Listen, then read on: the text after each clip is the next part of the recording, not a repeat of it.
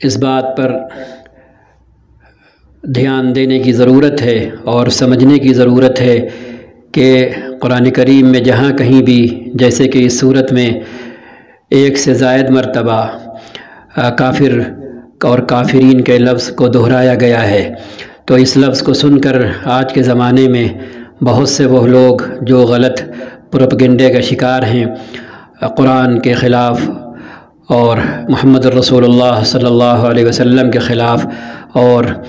دنیا میں بسنے والے مسلمانوں کے خلاف منفی اور دشمنانہ جذبات رکھتے ہیں، اور وہ کافر لفظ سنتے ہی چڑھ جاتے ہیں اور بھڑک جاتے ہیں اور لوگوں میں یہ کہتے پھرتے ہیں کہ دیکھو قرآن تو ساری دنیا کے کافروں کو جہنم کی دھمکی دیتا ہے اور طرح طرح کی سزائیں سناتا ہے۔ تو ایسے تمام لوگوں کو یہ سوچنے سے پہلے اپنے آپ سے یہ سوال کرنا چاہیے کہ وہ اپنے آپ کو مکے اور مدینے کے کافروں سے کیوں ملا رہے ہیں، اور اپنے آپ کو وہ مکے اور کافروں جیسا کیوں سمجھ رہے ہیں، کیونکہ قرآن کی یہ آیتیں اور قرآن کریم میں جہاں جہاں بھی کافر کا لفظ آیا ہے تو وہ ان کافروں سے جڑا ہوا ہے جن سے قرآن مخاطب تھا، جن کے سامنے قرآن نازل ہو رہا تھا۔ تو قرآن نے ایسے لوگوں کو کافر کہا جنہوں نے قرآن کو ماننے سے اور اس نبی کو ماننے سے انکار کر دیا جو ان کے درمیان رہ رہا تھا، ان کے درمیان اٹھ بیٹھ رہا تھا، آ جا رہا تھا، ان کو سمجھا رہا تھا، بجھا رہا تھا اور ان کو اپنے خالق کو پہچنوا رہا تھا، لیکن انہوں نے انکار سے ایک قدم آگے بڑھ کر دشمنی کرنے کا اور کسر نکالنے کا اور نبی پر ایمان لانے والوں کو ختم کرنے کا تہیہ کیا اور اس کی ٹھان لی۔ تو میرا کہنا یہ ہے کہ جب ہم کافر کا لفظ سنیں تو پہلے یہ سوچیں کہ کیا ہم مکے والے اور مدینے والے ان جیسے کافر ہیں جو ہم برا مان رہے ہیں؟ کیا ہم نے قرآن پڑھ لیا؟ کیا ہم نے قرآن سمجھ لیا؟ کیا ہم نے محمد صاحب کی جیونی پڑھ لی، ان کی بایوگرافی اچھی طرح سمجھ لی؟ کیا ہم نے مسلمانوں کو سمجھ لیا؟ وہ دعوت اور وہ کال جس کو ایکسیپٹ کر کے کوئی انسان مسلمان بنا کرتا ہے، کیا ہم نے اس کو اچھی طرح سمجھ لیا ہے جو ہم یہ سب کرنے کے بعد انکار کر رہے ہیں اور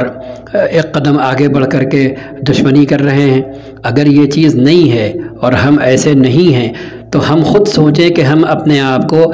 مکے اور مدینے کے کافروں سے کیوں ملا رہے ہیں۔ قرآن ان لوگوں کی بات کر رہا ہے جن کے سامنے وہ اتر رہا تھا اور جنہوں نے قرآن، نبی اور مسلمانوں کے ساتھ ایسا بدترین سلوک کیا جس کے نتیجے میں قرآن کو انہیں کافر کہنا پڑا اور انہیں سزا سنانا پڑی۔ تو جب ہم ویسے ہیں ہی نہیں، ہم نے ابھی نہ قرآن پڑھا ہے اور نہ سمجھا ہے، ہم نے ابھی نہ محمد صاحب کی جیونی پڑھی ہے اور نہ سمجھی ہے، ہم نے مسلمان کو صرف اپنے محلے میں اور آس پاس رہنے کی بنا پر جانا اور پہچانا ہے، حقیقی مسلمان کہتے کسے ہیں اسے جانا اور سمجھا ہی نہیں ہے، تو پھر ہم مکے اور مدینے والے کافر کیسے ہوئے؟ ہم وہ کافر ہوئے ہی نہیں۔ جب ہوئے نہیں تو پھر ہم برا کیوں مانتے ہیں؟ ہم اس لفظ کو سن کر چڑھنے کیوں لگتے ہیں؟ یہ ایک سوچنے کی بات ہے اور سمجھنے کی بات ہے۔ ہاں، اس کے برعکس اگر ہم نگیٹو پروپیگنڈے کا شکار ہو کر واقعی مکے و مدینے جیسے والے کافر بن گئے ہیں، انہی جیسی سوچ رکھنے والے بن گئے ہیں اور انہی جیسی دشمنی اور عداوت کرنے والے بن گئے ہیں تو پھر الگ بات ہے، پھر ہم یقیناً ان کے جیسے ہیں، اور پھر قرآن جہاں جہاں بھی ان جیسے کافروں کا تذکرہ کر رہا ہے اور جو سزائیں سنا رہا ہے تو وہ تذکرہ اور وہ سزائیں پھر ہم سے بھی جڑیں گی اور ہم بھی ان میں شامل ہوں گے۔ لیکن اگر ہم ویسے نہیں ہیں اور ہم نے وہ غلطیاں نہیں کی ہیں، ابھی ہم نے جانا پہچانا نہیں ہے، ابھی ہم انجانے ہیں، نہ ہم نے خود جاننے کی کوشش کی ہے، نہ ہم تک کوئی جنوانے اور پہچنوانے آیا ہے، اور محض ہم صرف پروپیگنڈے کا شکار ہیں، تو ہمیں اپنے ذہن میں یہ یاد رکھنا چاہیے اور دہرانا چاہیے کہ قرآن جن لوگوں کے بیچ اتر رہا تھا، ان لوگوں میں جن لوگوں نے قرآن کا انکار کیا اور دشمنی پر آمادہ ہوئے اور نبی کو ختم کرنے کی، مارنے کی اور نبی پر ایمان رکھنے والوں سے لڑنے کی اور جنگیں کرنے کی جنہوں نے ٹھانی، ان کو قرآن ایسا کہہ رہا ہے اور ان کو قرآن یہ سزا سنا رہا ہے۔ اگر ہم اس بات کو ذہن میں رکھیں گے تو یقیناً ہم اپنے دل کی حالت بدلی ہوئی پائیں گے اور ہم یہ سوچنے پر مجبور ہوں گے کہ ایسے کیا واقعات ہوئے تھے اور ایسی کیا باتیں ہوئی تھیں جو قرآن نے اس وقت کے لوگوں کو کافر کہا اور ان کو اس طرح کی سزائیں سنائیں۔ تو ہو سکتا ہے ہم بھی پھر قرآن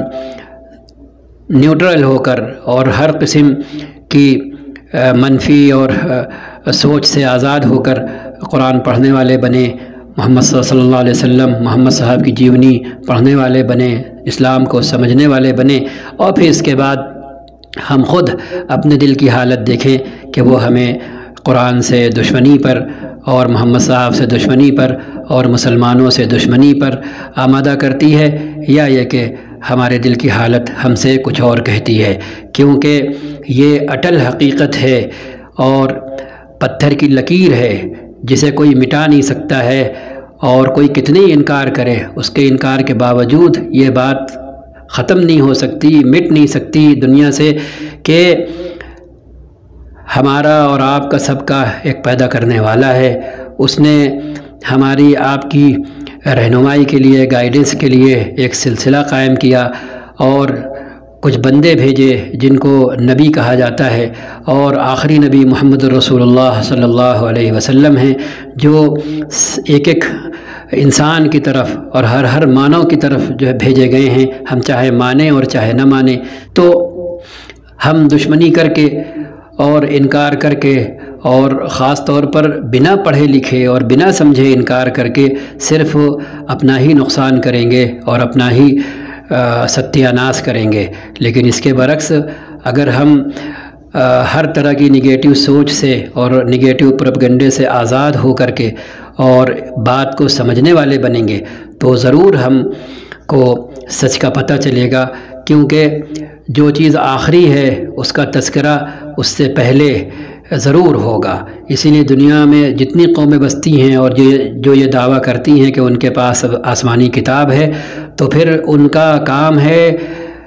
اپنی آسمانی کتاب میں محمد رسول اللہ صلی اللہ علیہ وسلم کو تلاش کرنا، اور ہم مسلمانوں کا کام ہے کہ اس تلاش کرنے کی محنت میں ان قوموں کا ساتھ دینا۔ ہم نے اپنا کام چھوڑ دیا، ہمارا کام اخرجت للناس تھا، ہم نے یہ کام چھوڑ دیا، تو جس کے نتیجے میں لوگوں کے اندر بدگمانی پھیلنا شروع ہوئی اور ہمارے لیے دشمنی کی بھاونائیں اتپن ہونا اور پیدا ہونا شروع ہوئیں۔ اگر ہم یہ کام کر رہے ہوتے،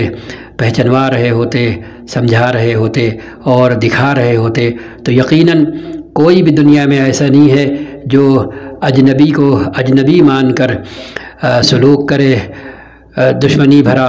اور انجانہ بھرا، لیکن جب وہ اسے پہچان لے تو پھر وہ اسے گلے سے نہ لگائے اور وہ اسے اپنا نہ سمجھے اور اس کے ساتھ اچھا برتاؤ نہ کرے۔ کوئی نہیں ہے ایسا۔ تو ہم نے یہ قصور کیا ہے اور ہم یہ قصور مسلسل کر رہے ہیں، اور ہم سے یہ قصور ہوا ہے، اور خاص طور پر آزادی کے بعد جب ہم نے اپنے ہی ملک میں رہنے کا فیصلہ کیا اور وہاں سے الگ ہونے کا فیصلہ نہیں کیا، اور ہم نے تقسیم پر سائن نہیں کیے، دستخط نہیں کیے، تو اس وقت تو ہم کو کم سے کم دو باتیں ضرور طے کرنا تھیں کہ اب ان بدلے ہوئے حالات میں ہندوستان میں کیسے رہنا ہے، اور جن لوگوں کے ساتھ رہنا ہے ان کے ساتھ ہمارا ویوہار اور برتاؤ کیسا ہونا ہے۔ اگر ہم یہ دو باتیں طے کرتے تو تبھی سے سنسکرت ضرور پڑھتے، اور تبھی سے مذہبی سطح پر کمیونیکیشن کی شکلیں پیدا کرتے، کمیونیکیشن گیپ کے بجائے۔ ہم نے اتنا فاصلہ بڑھا لیا کہ ایک عجیب و غریب اور دنیا کا یہ بھی ایک عجوبہ ہے کہ دو قومیں ایک ساتھ رہتی ہیں، ایک ساتھ اٹھتی بیٹھتی ہیں، ایک محلے میں رہتی ہیں، لیکن ایک دوسرے کو مذہبی سطح پر جانتی نہیں ہیں، نہ ہم انہیں جانتے ہیں نہ وہ ہمیں جانتے ہیں۔ کیسی عجوبے بھری بات ہے، ہمیں سمجھانے کی اور ان کی اپنی کتابوں سے اپنے آپ کو پہچنوانے کی اور نبی کریم محمد رسول اللہ صلی اللہ علیہ وسلم کو پہچنوانے کی کوشش کرنا تھی، جس کا نتیجہ یہ نکلتا کہ جب یہ بات گاؤں گاؤں، شہر شہر، گلی گلی، محلے محلے، نکڑ نکڑ اور چوپال میں ہوتی اور اس کا تذکرہ ہوتا تو یقیناً پھر یہ شکل وجود میں آتی ہے کہ بھئی یہ بات کہی جا رہی ہے تو یہ کہاں تک صحیح ہے، اور لوگ پوچھنے والے بنتے۔ ہمارے لوگ اپنے اہل علم سے، ان کے لوگ اپنے اہل علم سے، اور اس کا نتیجہ یہ نکلتا کہ سچ نکل کر سامنے آتا، گرد و غبار دور ہوتا، ہم انجانے اور بیگانے بننے کے بجائے ایک دوسرے کو جاننے اور پہچاننے والے بنتے۔